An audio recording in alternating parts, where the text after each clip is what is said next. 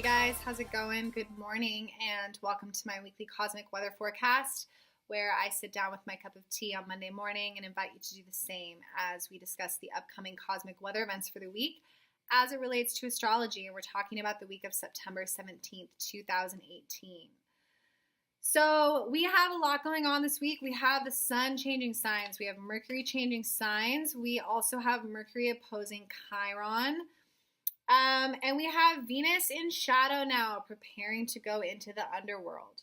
So things are mounting in intensity with Venus going into the underworld. Things are starting to feel very karmic. There's a little aura of magic around things. It's deeply psychological. People are preparing to go deep into some shadow work.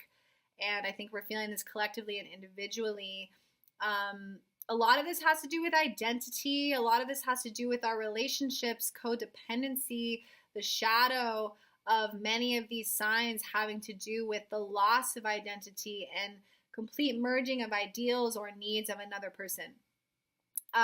So I think by entering this period with an understanding that we're going to discuss through this video, we can go into the shadow work with a goal in mind that will make things feel a little bit less anxious. If we can kind of clearly define a path before we go in, that would be helpful. So let's talk about it. First, we'll talk about the beginning of the week, Monday the 17th. We have the moon in Capricorn. It's going to conjunct Saturn and Pluto on Monday and Tuesday, and it's forming a sextile to Venus and Scorpio. So one thing we haven't talked much about regarding Venus and Scorpio is that Scorpio rules other people's money and Venus rules finances. So I know the Venus in Scorpio retrograde brings up a lot of anxiety for people, myself included, but one thing it's great for is re-looking at and reorganizing our thoughts around our ability to generate financial abundance and security.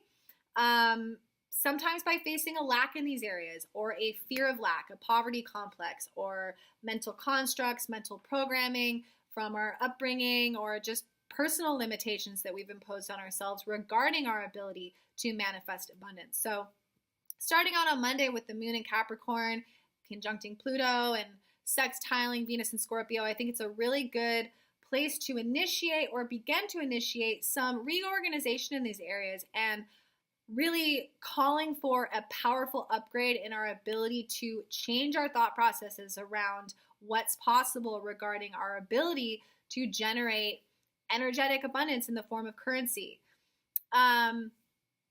Wednesday, we'll have the moon go into Aquarius. It'll conjunct Mars.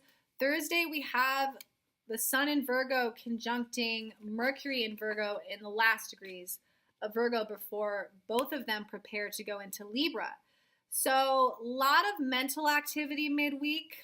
Anyone who has a lot of Virgo in their chart can tell you they probably suffer from some anxiety or worry, mental strain. So I think that our minds are going to be busy really trying to get a practical and organized view of something that might feel in disarray or scattered, unorganized, unclear, and really wanting to, our minds are probably going to be in overdrive, trying to get something more organized and more practical, more dependable.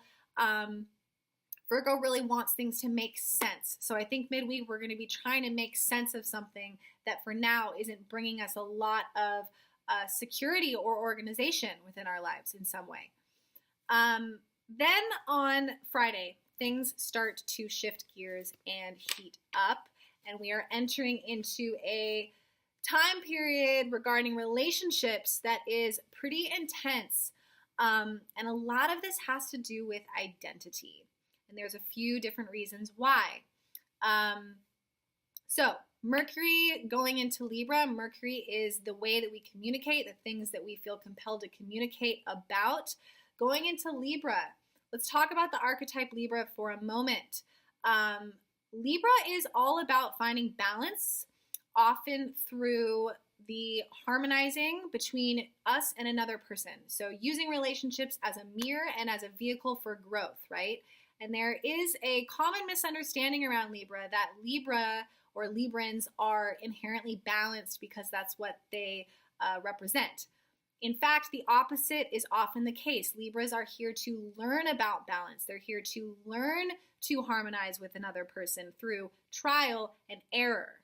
So one of the gifts that Librans carry is this ability to listen to the viewpoints and opinions of another person and objectively hear them. This allows them to be very pragmatic, diplomatic, non-judgmental. Librans can get along with almost anyone and make almost anyone feel comfortable because of this gift of understanding, because they don't have often a very clear sense of self. The opposite of Libra, the polarity to Libra, is Aries, which is the identity. So Librans lack a clear sense of identity, and this allows them to mold to the identity of other people, which of course makes them very agreeable, but can lead to problems down the road when their personal life stream and their personal soul evolution is really calling for the preservation of their own identity. So we see this theme start to emerge right now, because when we have the sun entering Libra, which has us all really wanting to harmonize within certain types of relationships in our life. Meanwhile, we have Venus in Scorpio, which is about the deepest merging and loss of sense of self. Shadow of Venus in Scorpio, codependency, manipulation in order to achieve a false sense of security, right? And then meanwhile, when Mercury goes into Libra on Friday the 21st, it's going to directly oppose Chiron in Aries, the collective identity wound. Aries, again, personal identity, the ego, the spark of consciousness, directly opposing Mercury in Libra. This is a loss of sense of self collectively. I think that we can best see this right now in social media. I have felt it in the collective recently. I think as a collective, we are becoming more and more disturbed by social media and its purpose. What purpose is it playing? Why do we all feel this compulsive need to constantly record and reflect back to ourselves and one another who we are, what our likes, what our dislikes are, what our experiences are? Is it possibly because we don't know who we are? Are we seeking a loss of sense of self through our relationships?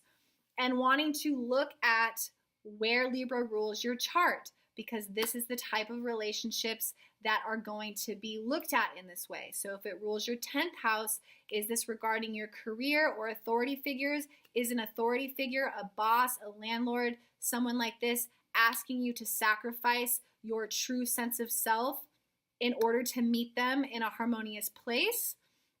Is it your 4th house? Is this roommate, someone at home?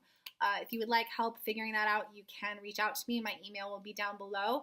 But I think with Venus in Scorpio going into the underworld, which is about codependency and fear of being alone, I think with Mercury and the Sun going into Libra, which is about desperately wanting, the partnership, desperately wanting harmony within our friendships, wanting everyone to get along, and then the opposition to Chiron and Aries, which is about a collective identity wound. I think that we really need to enter this time period, which I'm not going to lie, is looking a little bit turbulent in regards to relationships.